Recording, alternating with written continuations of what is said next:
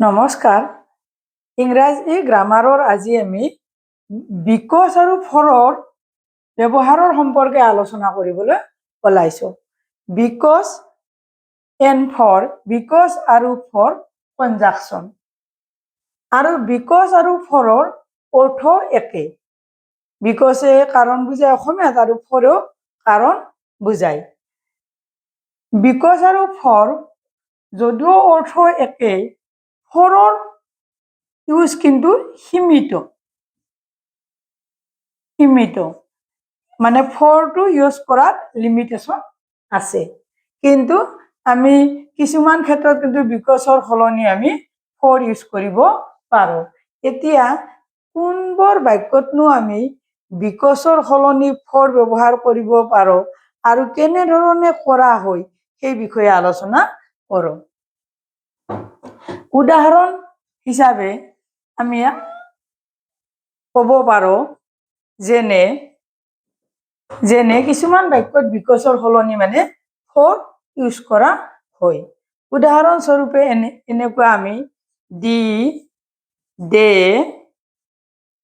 was, rainy. The days was rainy. For কি it was a day. It was a day in the month of June. The day was rainy. ইয়াতে আমি এটা comma ব্যৱহাৰ কৰিছোঁ। তাৰপিছত for it was a day in the month of June. এই বাক্যটোত আমি এই ফৰৰ সলনি আমি বিকজ ইউজ কৰিব পাৰোঁ। কিন্তু বিকজ ইউজ কৰিলে আমাৰ এই যিটো কমা ব্যৱহাৰ কৰিছোঁ এই কমাটো ব্যৱহাৰ কৰিব নালাগে।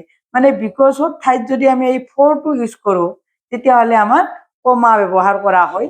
এই বাক্যটো আমি এনেধৰণে আমি লিখিব পাৰোঁ। The day was rainy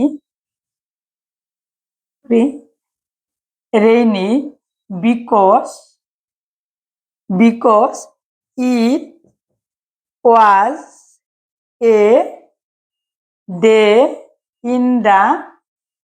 in the month of June.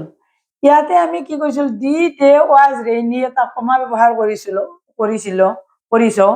For it was a day in the month of June. যেতিয়া আমি বিকজ ব্যৱহাৰ কৰিছোঁ, মানে বিকজ ব্যৱহাৰ কৰা বাক্যত তুমি ফৰ ব্যৱহাৰ কৰিব পাৰোঁ। The day was rainy because আমাৰ এই কমাটো ইউজ হোৱা নাই। It was a day in the month of June. ঠিক এনেধৰণে আমি বিকজৰ ঠাইত আমি ফৰ ইউজ কৰিব পাৰোঁ। কিন্তু আমি ফৰ ইউজ কৰিলে আমি এটা কমা ইউজ কৰিব লাগে, মানে ব্যৱহাৰ কৰিব লাগে। আন এটা উদাহৰণ মই দিব বিচাৰিছোঁ, মানে ক্লিয়াৰ হোৱাৰ মানে স্পষ্ট নলেজৰ কাৰণে দিব বিচাৰিছোঁ মই। ঠিক এনেধৰণে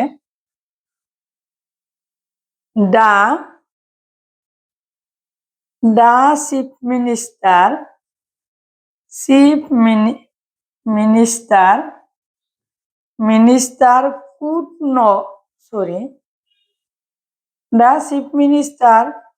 could not attend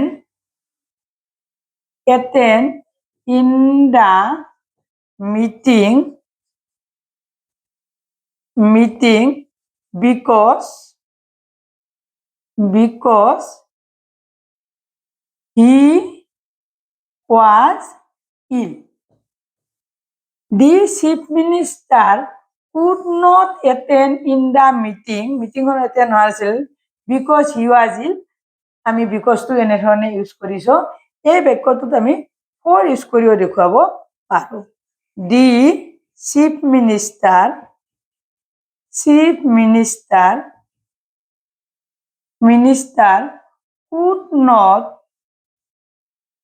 could not attend in the meeting in the meeting comma the আমি ফৰ হি ৱাজ ইল। আমি ঠিক এনেদৰে মিটিঙৰ পাছত আমি যেতিয়া ফৰ এটা কমা এটা ইউজ কৰিব লাগিব, তাৰপিছত ফৰ ব্যৱহাৰ কৰিব পাৰো। এনেদৰে কিছুমান বাক্যত আমি মানে বিকজ আৰু ফৰ দুয়োটাই আমাৰ ইউজ কৰা হয়। কিন্তু কিছুমান বাক্য আছে য'ত আমি মানে বিকজহে ব্যৱহাৰ কৰিব পাৰো, ফৰ ব্যৱহাৰ কৰিব নোৱাৰো। তেনেধৰণৰ বাক্য আমি ধৰক কেতিয়াবা যদি আমি প্ৰশ্ন কৰো, ঠিক এনেধৰণে এটা প্ৰশ্ন কৰিলো, why do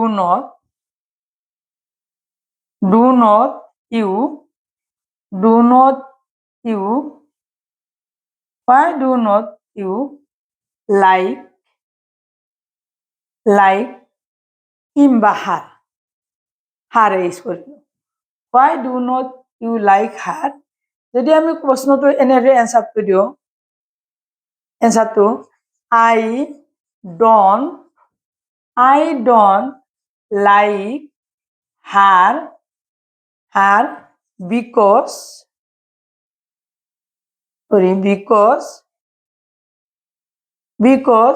she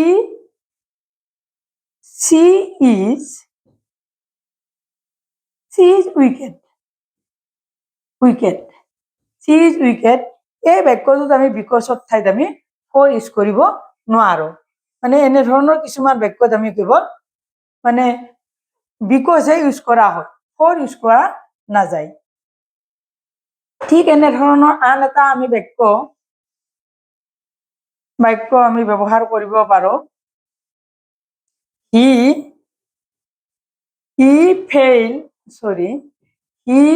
failed in the examination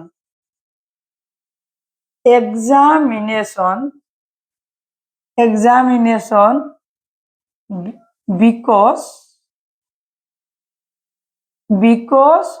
of you.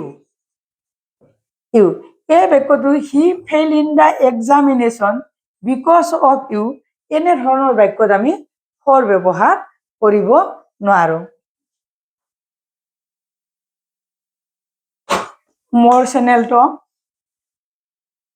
চেনেলটো সাবস্ক্ৰাইব কৰিব, প্লিজ সাবস্ক্ৰাইব। ভিডিওটো লাইক কৰিব, লগতে কমেন্টস দিয়ক, ভাল বেয়াটো মানে জনাব, আৰু শ্বেয়াৰ কৰিও মোৰ চেনেলটো গ্ৰথ হোৱাত যেন সহায় কৰে। মানে আজি আমি আলোচনা কৰিলো কনজাংশন বিকজ আৰু ফৰৰ বিষয়ে। বিকজ আৰু ফৰৰ অৰ্থ একে, কিন্তু ফৰৰ মানে ব্যৱহাৰ সীমিত। মানে কিছুমান সেন্টেন্সত আমি বিকজ আৰু ফৰ দুটা ব্যৱহাৰ কৰিব পাৰো, কিন্তু আন কিছুমান বাক্যত আমি অকল বিকজহে ব্যৱহাৰ কৰিব পাৰো। আজিলৈ ইমান।